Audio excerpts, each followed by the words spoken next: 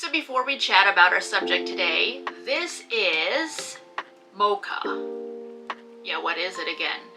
Iced mocha latte decaf. I hope you're enjoying your food because I am enjoying mine.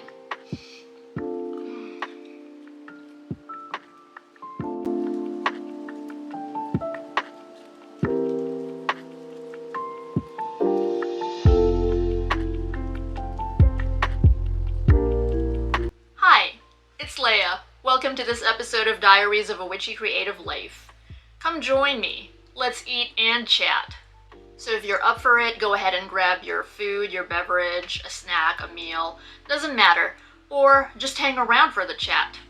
Today, we are going to talk about 10 life lessons from tarot readings. If you've seen the other videos like this, which are classified under the Mukbang playlist on this channel, you'll notice that they go at a more leisurely pace. So this is a total, let's hang out and spend some time together sort of video. Today I'm having a snack from Dunkin Donuts, or do they just go by Dunkin now? I'm really sad because my coffee, shortly before I started filming, spilled this thing over here, the divider.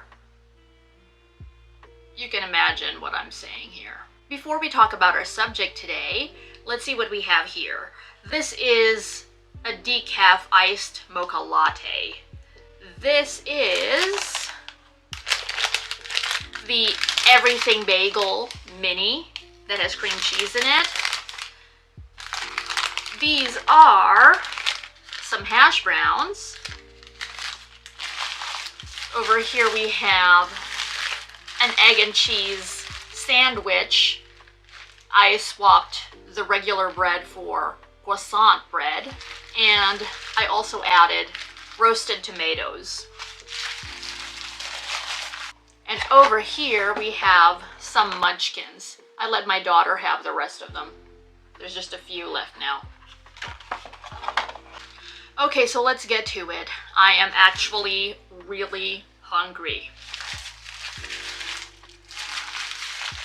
So especially in the beginning, I might not be super focused on just the topic. You might see me chewing quite a bit. I was actually going to save my first sip for on camera so that I could capture that. Oh. But you know what? After it spilled, I was like, screw it. So I've already taken a couple of sips. But the food, I've been waiting to eat for quite a while now. As you can imagine, it takes a while to set up, etc., etc. And this is my first bite right here.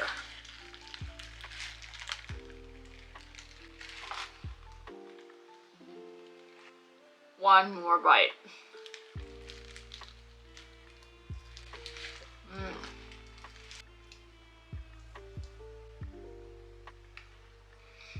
For those of you who are new here, one of the things I do is read tarot. And what we are going to talk about today is based on lessons that come from readings that I've done. I'm sure that there are other tarot readers who can relate to what I'm about to share. But yeah, just speaking for myself, these are lessons that I've pulled from readings that I've done. I started reading tarot in 1997. And on this channel, we follow the shadow work approach. Just really quickly, if you've never heard the term shadow work, it's diving deep down beneath what's obvious so that we can reconnect with parts of ourselves that we've cast aside or swept under the rug or are in denial of. There are many reasons why we might cast parts of ourselves aside, but a lot of the time it's related to fear, to shame, to embarrassment. We don't want to be associated with those parts of ourselves. And these life lessons that we are going to talk about, you can learn not just from reading tarot, as I'm sure you're going to see very soon. Regardless, these are here to inspire and to remind, since even the best of us fall into a funk and could use some reminding sometimes.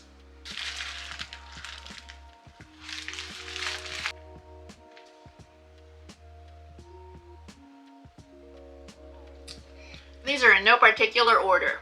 Number 1 is be kind. We don't know what others are going through.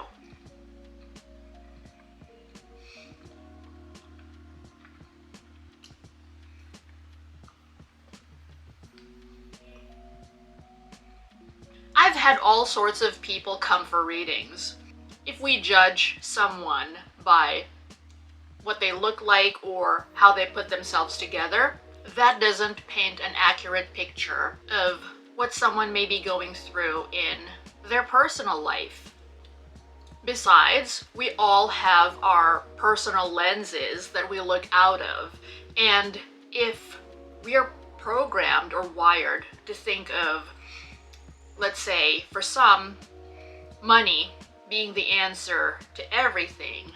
And I've certainly seen and heard some comments from those who think that there's nothing to be depressed about or sad about at all if someone already has all the money in the world. So that right there is an example of seeing through a very particular lens. You think that it is this way, but it may not be. Regardless of someone's finances, depression, anxiety, a whole host of other mental health issues could hit you.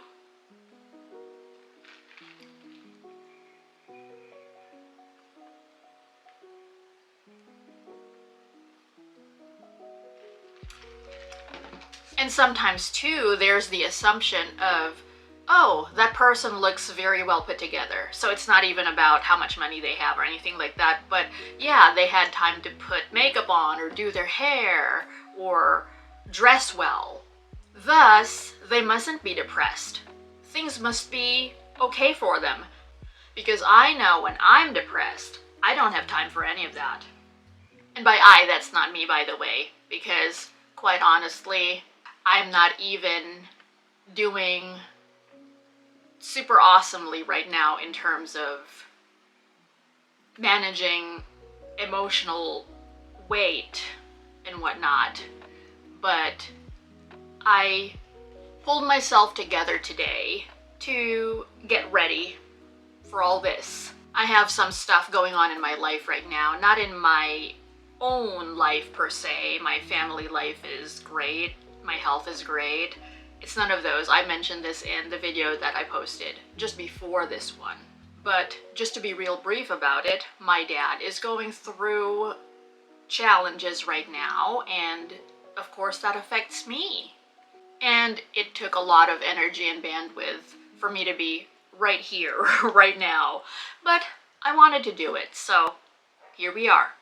But yeah, to tie up our number 1 point, I think that we are all going through our own battles.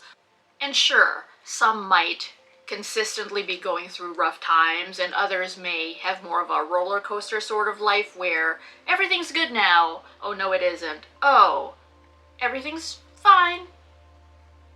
And I don't think that it should even be an issue of, oh, that person's going through a rough time right now. Let's go easy on them. Why not be kind? Period. And there's so much more that can be said about that, relating it especially to how people are on social media. There's so much meanness towards the way strangers live their own life when they aren't even harming anybody. For example, oh, I don't like the way she dresses, and I'm gonna tear her down because I just really don't like that outfit. Why, right? What's behind that pettiness? We could so have an entire video just about kindness, but yeah, we got 9 other points to talk about, so I think you get what I'm saying. So moving on to number 2, instead of judging someone else, look at your own shadow. If you're new to shadow work, we do discuss that quite a bit on this channel. It's one of our main focuses. And if you enjoy this video, consider watching the other videos to get an even better understanding of it. And again, our shadow involves parts of us that we don't like. And sometimes we even totally disown these parts of ourselves. Other times there's an awareness that yes, it exists, but I'm just not gonna really pay that much attention to it. But okay, let's give an example. The shadow isn't always what society considers negative or bad, by the way. Sometimes we don't like that part of ourselves, even if there are a lot of people who might really like it. For example, let's say some sort of talent of yours. Someone could be a great artist. They could be fantastic at drawing, but it isn't something that they like sharing with the world because we're just giving an example here, okay? I'm not saying that it's like this for everyone who's a great artist. In this person's case, because they come from a family where art isn't that valued. So they became more of what their family values, and that's what they put out there into the world, and shunned their drawing ability altogether. If they don't do shadow work, if they come across a drawing competition, all these feelings might come up in them, such as, I don't see what's so special about drawing. Why are there competitions held for drawing? And they could be super bitter, and again, if they don't do shadow work, they might not even know why. But if they stop to examine those feelings, they could make the connection and see, oh, I actually want to draw.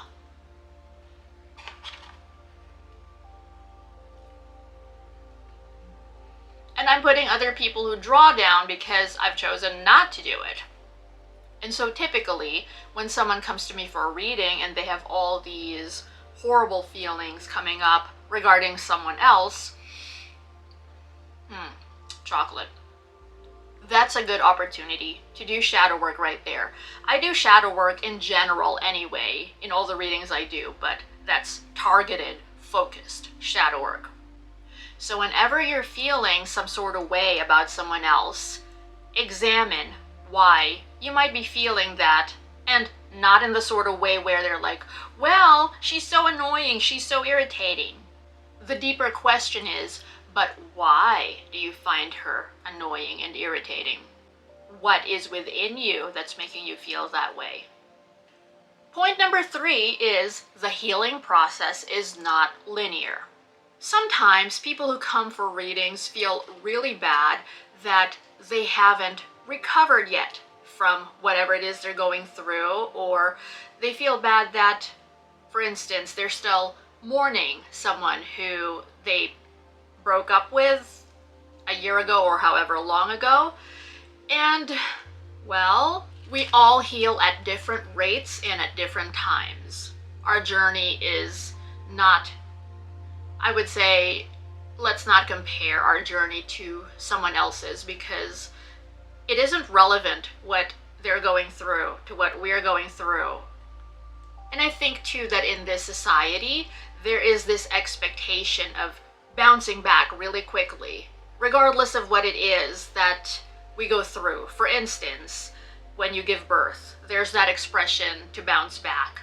Not everybody does, and sometimes even if somebody does go back to the way that they were, at least on the surface, right? Because you're changed, you're forever changed after you've given birth and carried a baby in your body and all that. Even if on the surface someone goes back to their pre-baby weight, there is so much more there that we don't see and that we don't know about. Some people are totally changed by pregnancy because they got to experience postpartum depression or anxiety. And for some, they never experienced depression or anxiety before they got pregnant. So it really is transformative. So again, we all heal at different rates, and don't beat yourself up for being where you are. We can only do the best that we can at any given moment, and progress doesn't look like, imagine a bar graph, right? It doesn't look like this necessarily, where you're here in the beginning and then you just keep going this way. Sometimes, you go up a little bit, but then you go back down. sort of like 2 steps forward, 1 step back, or whatever your equivalent to that is. And not only is the healing process not linear, it can be really messy. And that's okay. Let's give ourselves permission to be the human beings that we are. Wait, you are human, right? Number 4 point is, don't chase happiness. Alright, so this has nothing at all to do with not allowing yourself to be happy. That's very different.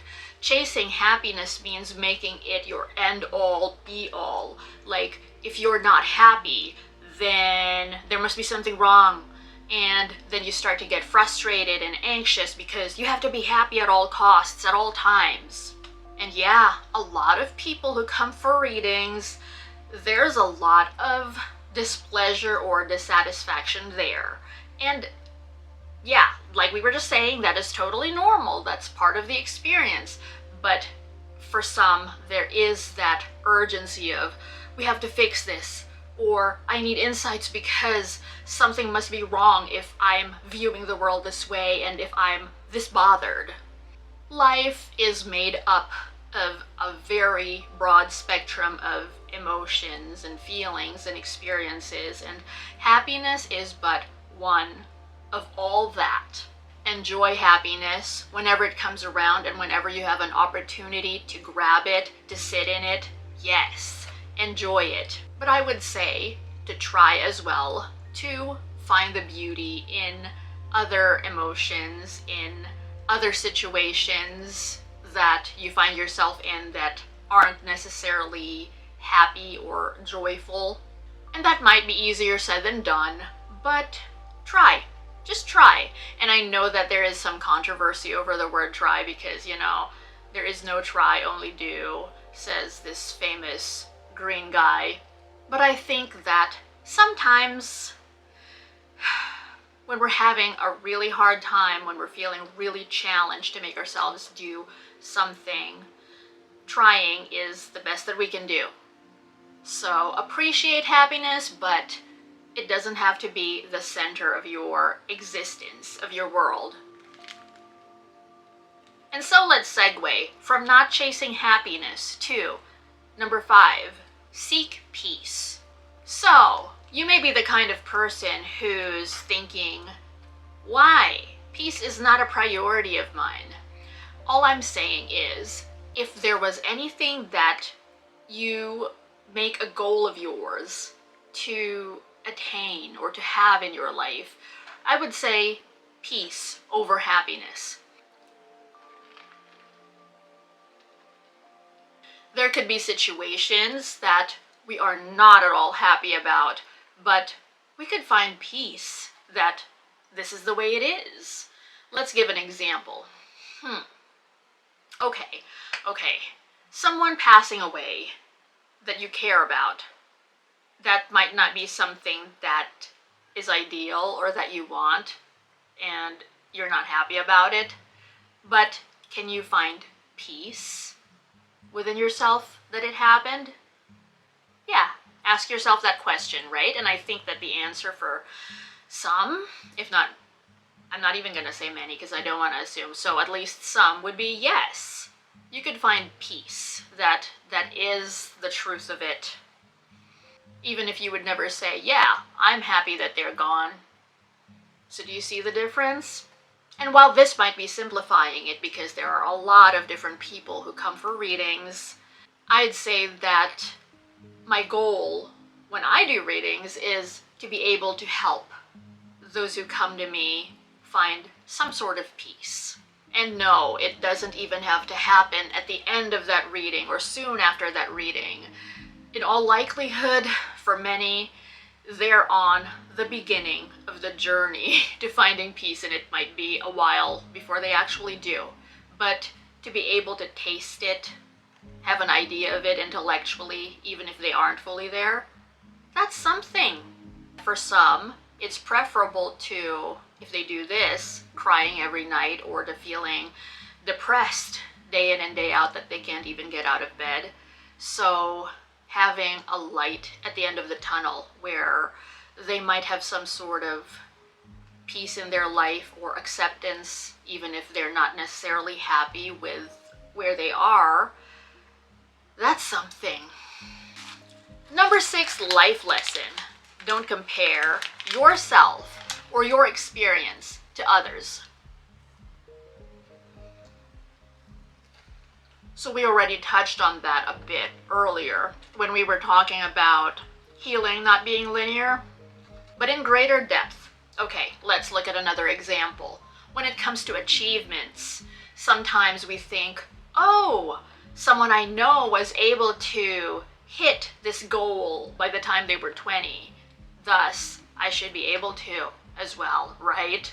Well, not necessarily. For one, your background, what you're going through, how you're wired, all these things that you've experienced in life that lead to you being who you are now, they're very different from that person's in all likelihood. Even if, let's say, the person in question is your sibling and you grew up with the same parents, the same upbringing, roughly, there are still a lot of factors that make your sibling, them, and you, you. So some people who come for readings are feeling distraught because they feel like they should be doing more with their life, being more in the world. And this is absolutely not to devalue someone's struggles in that area at all. I just feel like a lot of us put so much stress on ourselves. We're beating ourselves up for not being like someone else. We are basing how we think our timeline should look on somebody else's timeline. And so I would say it would be beneficial for us to give ourselves grace. Sometimes it's a matter of timing, like something still needs to happen before you get to the next point in your journey, and you just have to enjoy where you're at and do the best that you can with what you have. And again, I know easier said than done sometimes, right? But back to peace. What would give you more peace? People are gonna do anyway what they're gonna do. Like, you could give words of encouragement and words of wisdom that have worked for other people, but if it doesn't resonate or if they still want to continue down the path that they're going down, they will. But sometimes people do reach a breaking point where they feel, oh, I can't do this anymore. I can't be this hard on myself anymore. I can't keep beating myself up anymore. And they're looking for an alternative to that way of being. In which case, well, all the things I just said. Number 7 life lesson. Allow yourself to have fun and to have good in your life. Now this is huge. Not that the others aren't, and not that this is even necessarily the one that resonates with you the most, but for me, it's pretty big, in my storytelling at least. I'm not saying, oh, this is the insight that I most resonate with. I mean, storytelling-wise, this is pretty big because a lot of people who come for readings are there to find out how they can manifest the life of their dreams. And then when we dive deeper, we discover that the reason why it's been so difficult for them to have good in their life is because there's resistance to it. So some or many of us, even if it is wired into us to want to succeed, at the same time, there are messages that we've taken from our childhood, from our upbringing, that say we don't deserve good or this is as far as you'll go. Sometimes those messages were planted in such a way where we were told them, and other times it's a takeaway from the kind of life that we lived or the kind of life that surrounded us. Let's say that was just the norm wherever it is that we came from. And so some of us punish ourselves and allow ourselves only a certain amount of good. They have goals to go way beyond what they've already achieved. They wonder, how come, this is it? How come I can't get past this level where I've been at for quite a while? For different people, the answer to that is different, of course, but sometimes the reason why we don't get any further than where we're at is because there is some sort of block to it. And in some cases, this goes back to shadow work again. If you find yourself thinking or feeling unfavorably towards those who've achieved goals that you yourself want to achieve, you could look at what's behind that instead of shooting daggers at them with your eyes. It helps to check in with ourselves to see if we believe that we are worthy of good. With good meaning something different for different people. For example, some people come to readings for a relationship because that's what they want to have in their life next, or other people have career goals that they want to hit. For some, it's a different quality of life that they want to achieve. If we find ourselves challenged to get what it is that we say we want, it helps from time to time to see how we may be getting in our own way. And some of you might be asking, well, how? How exactly do you do that? There are a few different ways. Journaling, seeing a therapist. If you're enjoying this, if you haven't yet, subscribe to the channel and get notifications. I mean that sincerely, because we focus on shadow work here, as I've said so many times, and I feel like people could really benefit from doing this sort of work. If it is the sort of thing anyway that they're open to and they enjoy because they like looking at who they are and how they could grow. So why not, right? Number 8. Tarot is not a replacement for medical and mental health treatment. So I think, and I'd say that many of you out there already know that, but for those who are new to this, yes, I said what I said. While there might be some overlaps, tarot in and of itself is not technically therapy. I know that there are therapists who use tarot as part of their practice, and it's more psychological, not predictive, more along the lines of what we do here. Because yeah, if I haven't mentioned it yet, for those of you who are new here, the readings we do on this channel are not predictive. They focus pretty much on the sort of stuff that we've been talking about this whole video. And I thought that it was important to share that point because some people do get addicted to getting readings. When I hear people tear down tarot sometimes, saying it's really bad for you, it's really unhealthy, I would say that it is more because of their approach to it or how it has figured in their life, rather than because tarot is actually bad. I have a video, by the way, that you might be interested in if that caught your attention, which is tarot myths. So look for that if you'd like. But yeah, I personally have experienced it. People who want readings all the time, and by all the time I mean daily. That was when I was just beginning, not lately, because I don't do that sort of thing anymore, where I'll read for anyone whenever they want.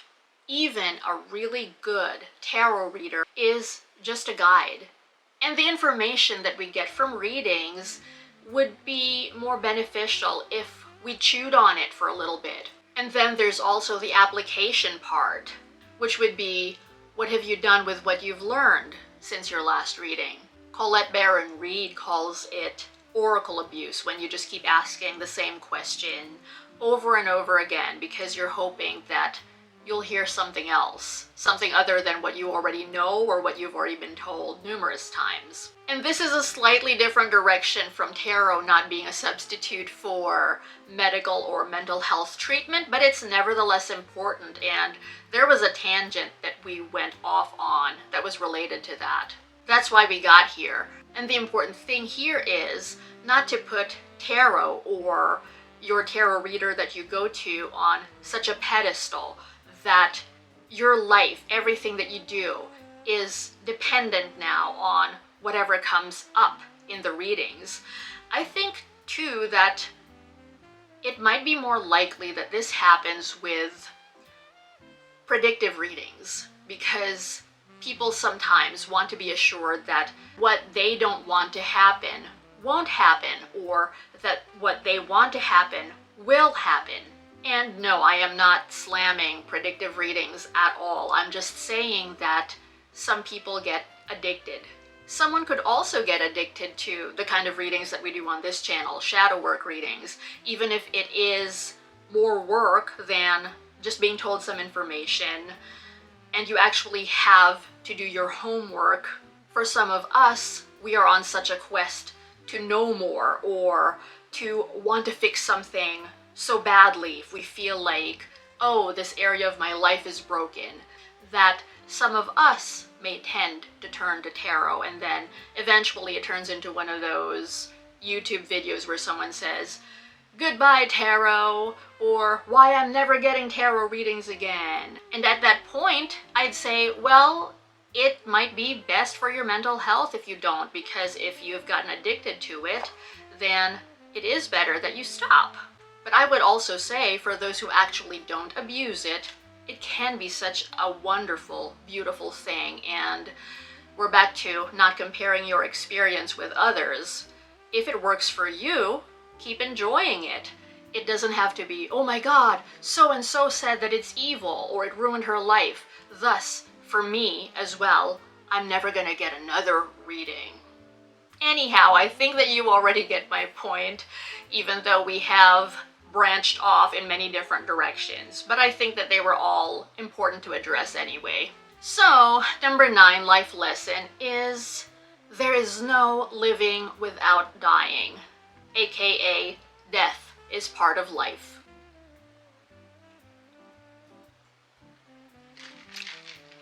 So as you might imagine, quite a few of the readings I get are from people who want to know how to move on after an ending in their life. Sometimes it is a literal death that's involved, and other times it's something along the lines of a breakup, or they're switching careers, so something that they've done for a really long time is now over. Part of what makes it even more challenging than it already is to move on for some of us is the holding on. So I'm not saying here not to mourn. We absolutely should. It's very healthy to do so. Very absolutely necessary. But the point is there acceptance there? Because that makes all the difference between being more at peace with your situation and just being so distressed over it. Hey, don't get me wrong, it is distressing and challenging no matter what. But we sometimes add to our pain by doing what gives us reason to do shadow work in the first place, which is to be in denial. And yes, absolutely, we all cope in different ways, but there is a line between just flat out being in denial and reliving the good, or revisiting moments from our past when things were still as we'd like them to be. There is a reason why people do get scared when the death card comes up, even if they know it isn't a literal death that it refers to. And that's because it is difficult for humans to face change, to go through change, even if it is something that's ultimately for the better. It's difficult to adjust to something new more often than not. Moving, for example, is considered to be a very stressful time in someone's life, even if you're excited to move somewhere new. That doesn't mean that it's any less difficult. All the packing, all the arrangements that need to be made, and for some, there's the distance as well to consider if you're moving cross-country or to another country or continent altogether. Even if you welcome that, it may very well still take a toll on you in some ways. It will happen at some point or other for all of us, and it's only a matter of when that is. It's not an if. Learning how to manage our reaction to change is what will make all the difference, because there's no avoiding it. The sooner we accept that there are going to be times in our lives when things that we don't necessarily like are going to happen, and there are going to be endings, the more we can have a sense of readiness for that and be able to handle it better than we would if we were in denial of these things happening, or we refuse to face facts. Balanced out with the awesomeness of life is the not so awesomeness of it. Our number 10 life lesson is enjoy the fool's journey. So, for those of you who aren't familiar with tarot, the very first card in the deck is the Fool. The part of the tarot called the Major Arcana is basically the Fool beginning a journey, and we see that all the way to its completion. Something that might help us enjoy our journey through life much more easily is to have beginner's mind, which the Fool has. Someone who is totally new to something approaches it with, at least you'd hope, right? Approaches it with this openness. There's not this arrogance of, oh, I already know what that's like or what that's all about. Thus, I'm not even going to keep my mind open, my ears open, my eyes open to anything new or anything that I don't know yet. Accepting that we don't know everything, and sometimes maybe even coming from the mindset of we don't really know anything.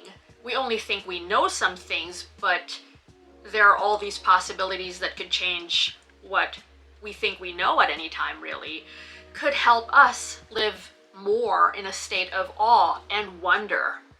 Some people who come for readings are in this place of, I already know that it's this way. So even though they seek insights or they want to shift their mindset in some way, getting out of their own way is very important for them to see the light at the end of the tunnel of their situation. This insight or lesson is basically about staying open, even if you are operating from your current programming, because we do need some sort of structure, but it helps to allow ourselves to be guided towards something new if that works better for us.